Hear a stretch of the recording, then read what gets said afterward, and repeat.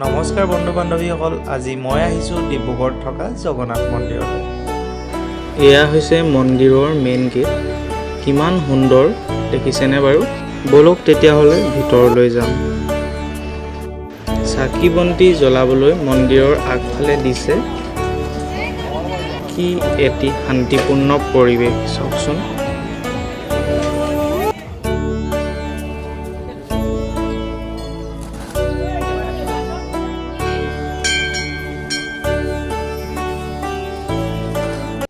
এয়া হৈছে মেইন মন্দিৰ। ইয়াত ভগৱান শ্ৰী জগন্নাথজীক সমৰ্পিত কৰা হৈছে।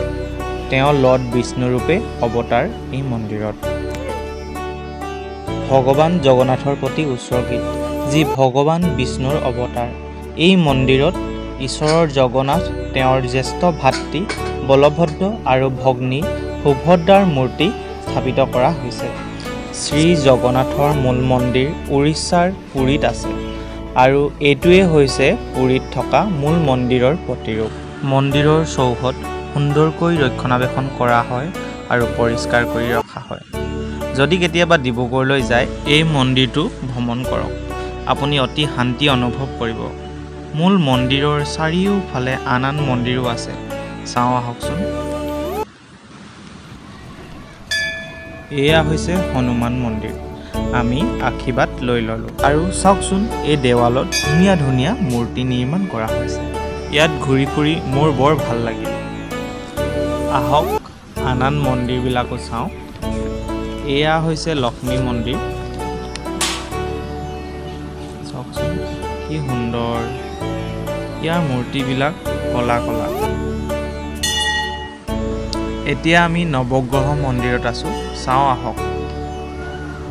ইয়াত 9টা গ্ৰহক প্ৰতিনিধিত্ব কৰা 9জন দেৱতাৰ মূৰ্তি আছে আৰু মাজত আছে সূৰ্য ঈশ্বৰৰ মূৰ্তি। আহক আগবাঢ়ি যাওঁ। আৰু ইয়াত আছে ৰামজীৰ দৰবাৰ। ইয়াত আহি মনটো বহুত বেছি ভাল হৈ গৈছে। আৰু এইফালে আছে বিৰলা মন্দিৰ। চাওকচোন বাৰু, মন্দিৰৰ ভিতৰ ভাগ দেখুৱাই দিছোঁ আপোনালোকক। এয়া চাওক। আৰু এইফালে আছে গণেশজীৰ মন্দিৰ। এয়া চাওক কি সুন্দৰকৈ পূজা কৰি আছে সকলোৱে। চাওক মন্দিৰৰ ভিতৰ ভাগ কি সুন্দৰ, নহয়নে বাৰু?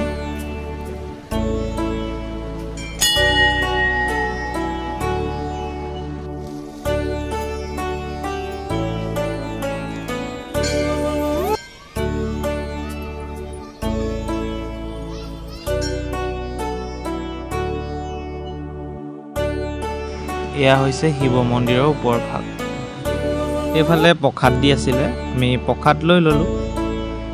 তাৰপাছত বাহিৰত ওলাই গৈ চাইছোঁ, গৰুজনী আমাৰ পিছে পাছে আহিছে প্ৰসাদ খাবলৈ। আৰু বাহিৰলৈ ওলাই আহিলোঁ। কি সুন্দৰকৈ সকলোৱে দোকান দিছে, একদম মেলা বহিছে ইয়াত। সকলোবিলাক পাব আপোনালোকে। হাতত পিন্ধা ৰছী, কিবাকিবি বহুত বস্তু আছে। আমি লোৱা নাই, চাইছোঁ আৰু এনেই। এতিয়া আমি গৈ থাকোঁ ঘৰলৈ বুলি। এয়া চাওক, আৰু এখন গেট এইফালে বন্ধ ৰাখিছে, কিন্তু কি সুন্দৰ গেটখন চাওকচোন।